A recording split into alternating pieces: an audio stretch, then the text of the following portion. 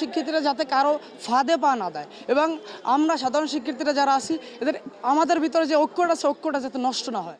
20 তারিখে যে ঘটনা ঘটছে ন্যাশনাল হাসপাতাল কেন্দ্রিক ছিল বিষয়টা। তখন হসপিটালে তাদের মোল্লা কলেজের যে শিক্ষার্থীরা ছিল তো তাদের দাবি হচ্ছে তাদের এক শিক্ষার্থী ওখানে অসুস্থ ছিল, ডেঙ্গু জ্বর আক্রান্ত ছিল, তো সেখানে চিকিৎসাধীন অবস্থায় ছিল। তাদের দাবি হচ্ছে যে চিকিৎসকের গাফলতির কারণে তাদের শিক্ষার্থী মারা গেছে। তো এজন্য তাদের দাবি নিয়ে আসছে তারা ন্যাশনাল হাসপাতালে। আমার কথা হচ্ছে হাসপাতালে, ওটা তো হাসপাতালের ঘটনা বা মোল্লা কলেজের ঘটনা, ওই যে শিক্ষার্থী মারা গেছে তার কেন্দ্রিক ওই ঘটনাকে কেন্দ্র করে কেন কবি নজরুল বা সোহরাওয়ার্দী আসবে এখানে, এটা হচ্ছে আমার একটা প্রশ্ন। তো যাই হোক, তাদের দাবি হচ্ছে ওখানে নাকি একটা মহল গেছে এবং এখানে জগন্নাথ বা কবি নজরুল সোহরাওয়ার্দীর একটা রাজনৈতিক পরিচয় দিছে তারা।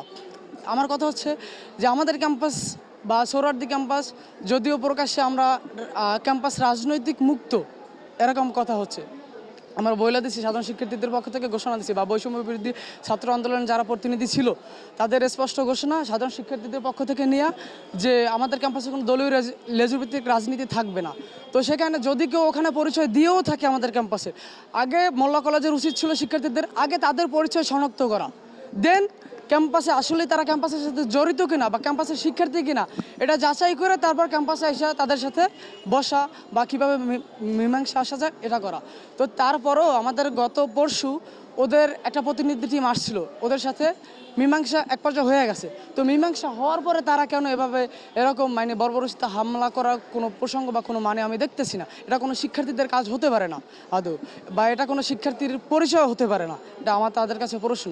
আমার কথা হচ্ছে তারা আমার যেটা ধারণা যে তারা ইউজড হচ্ছে অলরেডি, এবং আমরা আমাদের এই মহলটা যাতে আমাদের সাধারণ শিক্ষার্থীরা যাতে ইউজড না হয় এটা আমাদের দাবি সাধারণ শিক্ষার্থীর পক্ষ থেকে।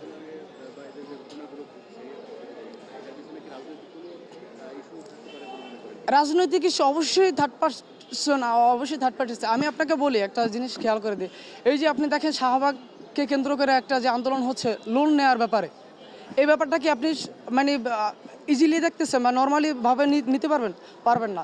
প্রথম আলো পত্রিকা বা যে আরেকটা কারণ বাজারে গতকালকে রাস্তার যে ইস্যুটা, সেই ইস্যু ওটার পাশাপাশি আপনার দেখেন আপনি বুটেক্স প্লাস পলিটেকনিকের যে একটা স্টুডেন্ট কেন্দ্রিক, তারা 2 দিন আগে ঢাকা কলেজ সিটি কলেজের সাথে একটা মারামারি। এই যে ক্যাম্পাস কেন্দ্রে ছাত্রদের ভিতরে যে একটা ঐক্য নষ্ট করার যেটা পায়তারা চলতেছে, যেহেতু এই আন্দোলনটা কিন্তু ছাত্রদের ছিল, এখন এই ছাত্রদের ঐক্যটাকে কীভাবে ভাঙা যায় এই যে একটা পায়তারা চলতেছে, থার্ড পার্টি মহল যে কাজ করতেছে। এবং ইতিমধ্যে আমরা শুনছি বা প্রকাশ্য অনেকের ফেসবুক প্রোফাইল দেখতেছি ছাত্রলীগের যারা ছিল এরা অলরেডি ঘোষণা দিয়ে দিয়েছে যে এরা এদের ভিতরে ঢুকবে এবং কাজ করবে। কালকে একটা নিউজ পেয়েছি যে এরা এই যে সাধারণ শিক্ষার্থীদের ভিতরে ঢুকে এরা এদের স্বার্থ বা এদের যে লক্ষ্য এটা হাসিল করার চেষ্টা করবে এরকে। তো আমার দাবি থাকবে সাধারণ শিক্ষার্থীরা যাতে কারো ফাঁদে পা না দেয় এবং আমরা সাধারণ শিক্ষার্থীরা যারা আছি আমাদের ভিতরে যে ঐক্যটা আছে ঐক্যটা যাতে নষ্ট না হয়, এটা আমার দাবি।